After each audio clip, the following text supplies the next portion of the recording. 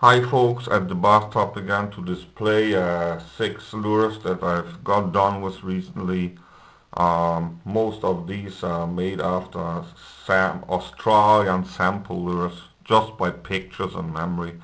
For instance, here's a lure shaped like the famous Australian stump jumper with the typical triangular belly. Aluminium lip of 1 mm aluminium sheet. Screw eyes painted with acrylic paints. Only the red dots I've dotted on with model making enamel with a toothpick. Alright, here's another one, typical Australian body shape, but with a rather uncommon lip for an Australian lure, I guess. Both of these lures, this one and this stump jumper version, are made up from American basswood presented to me by an American friend. They did swim without any ballast when I tested them in blank condition, but to stabilize the action, about here I've embedded maybe 2 grams of lead, just a split shot. Same thing with this one, it did swim in the blank condition, but just to stabilize the action there's a split shot here. Also about 2 grams, I'd say. Okay. Oops. Got tangled here, alright. Here is a so-called nude lure, because it's unpainted. Only has eyes and some glitter flakes sparkled onto it. Actually, this one is made from American red cedar, presented to me by a friend from Tennessee, USA. Thanks Vic again if you're watching. Problem about this lure was I had to design it. I wanted to avoid any weight holes, not to spoil the looks of the wood. So I came up with this design, used also the aluminium lip. This aluminium material is very rigid. It's a harder alloy, not the ordinary soft one, so it's quite resistant against warping. You would not be able to do this lip style with the soft alloy aluminium because it's only 1 mm thick. I didn't want to use thicker material, not to make the lure too much nose heavy, which would not have been good for nice casting performance. Also has self-centering lip again. You see here the lip has been pinned as well with 2 1 mm wire pins leading through body and lip, so it can't be pulled out by any fish, even if the glue should fail, which I don't think. Okay. Here's another one that I was inspired to by Australian barramundi lures. An Australian friend gave me some, and I was pretty much surprised that with a slender and pointed lip, it would still be possible to put the line tie on the body and not on the lip. I was not used to this design in previous years, so I just tried it, and to my surprise this lure still swam as well, even without belly ballast. Still I put a 7 mm diameter lead ball about 1 inch behind the belly hook hanger to stabilize the action. I've tested these lures all in a blank condition with a temporary top coat on them, or actually the primer coat. I always do that, so if I would have a reject, I will not have to paint and top coat it if it would not work anyway, or I can still alter something to get it working in the end.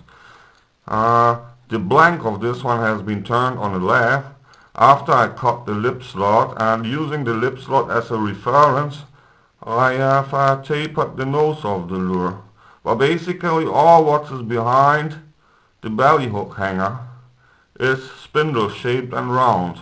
Very easy way to produce a lure blank. Okay. Here's another one made the same way, only the lip here is a bit more pointed forward. I guess this one is to the limit. The lure did not blow out when I tested it in the blank condition, but it sported a sort of a hunting action. I can't do the angle much steeper than this, still keeping the line tie at the nose.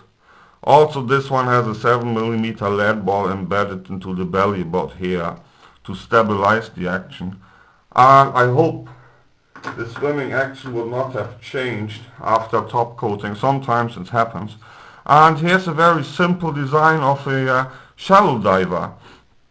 Left turn, the lip is kinked, the lip slot is cut at a steep angle to have more flash here for the screw eye, not to weaken the nose portion too much, that you have enough flash for the screw eye to hold. The lip is kinked off at about 45 degrees. You can use over lips like that, or also kind of coffin builds. I used 3 hooks on this one, and it does not have any added ballast to it. And during my test of the blank, it turned out to be swimming similar to a Rapala original, and it's a very easy way to make these lures. Turn them down on the left, and not much added work to it. All lures painted with acrylic paints. Alright, I'm going to give them a swim now. Okay, starting out with this shallow diver.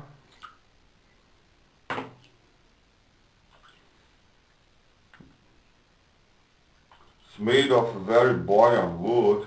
See, it pops up pretty fast. More than 1/3 of its body volume still sticks out. Would require toe-eye tuning later, but no problem about that. I guess it would run at maybe 2 feet, not more. I need some more shallow divers for my armory. I'm already working on a few more of this kind. Very easy to do and reliable to work.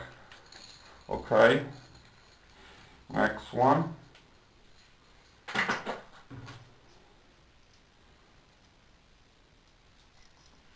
This lure, the Barramundi style, with the pointing forward lip.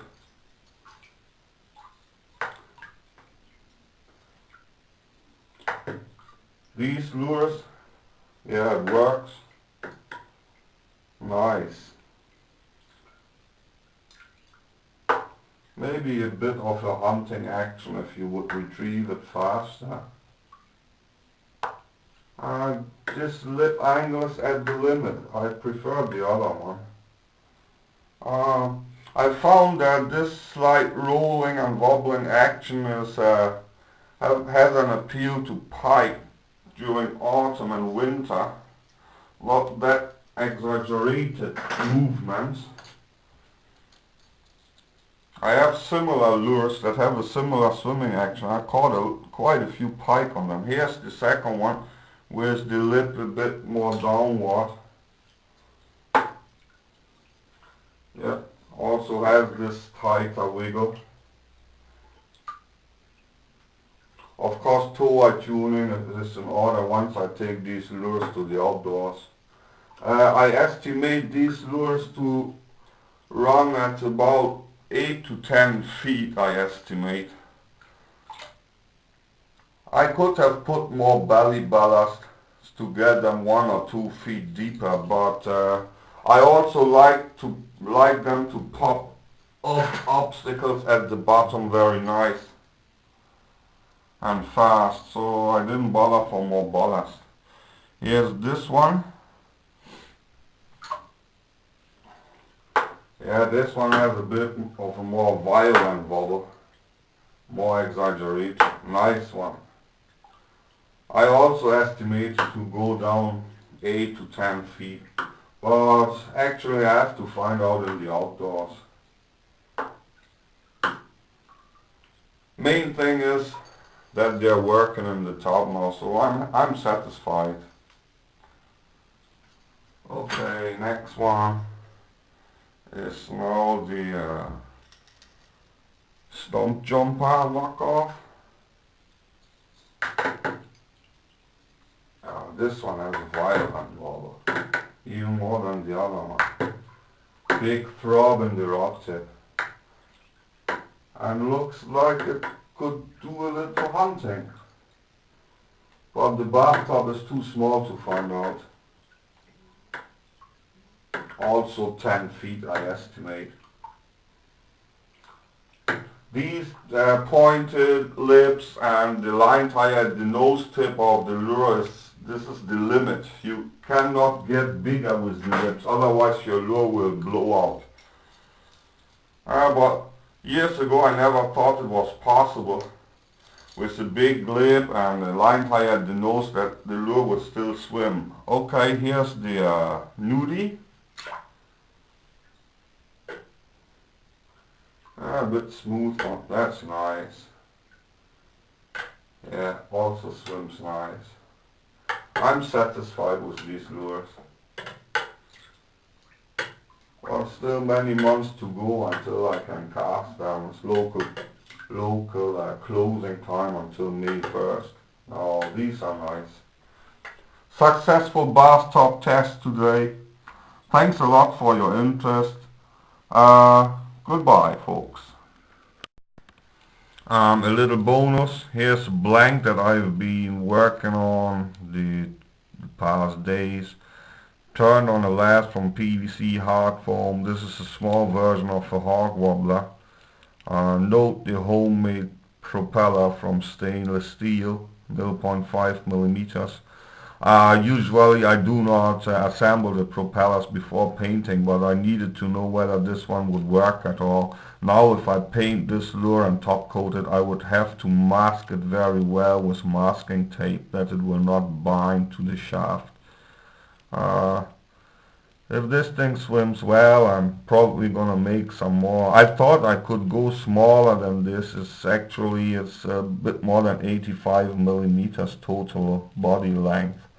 But I find out the hardware turned out quite a bit heavy, so even though the PVC is pretty buoyant, I can't go much smaller than this. I'm just gonna give it a swim now to see how it works. Okay.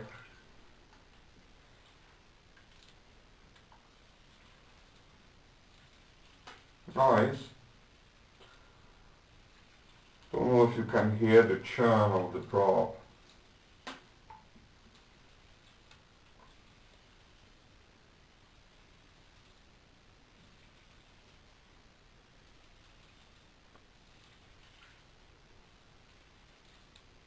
Yeah, if you retrieve it slow, it might swim just below the surface or even on the surface. I'm hoping to attract bigger perch with this one, but maybe also average sized pike. Oh, nice lure. Gonna paint it among the next batch now. Thanks a lot for watching, folks. Goodbye.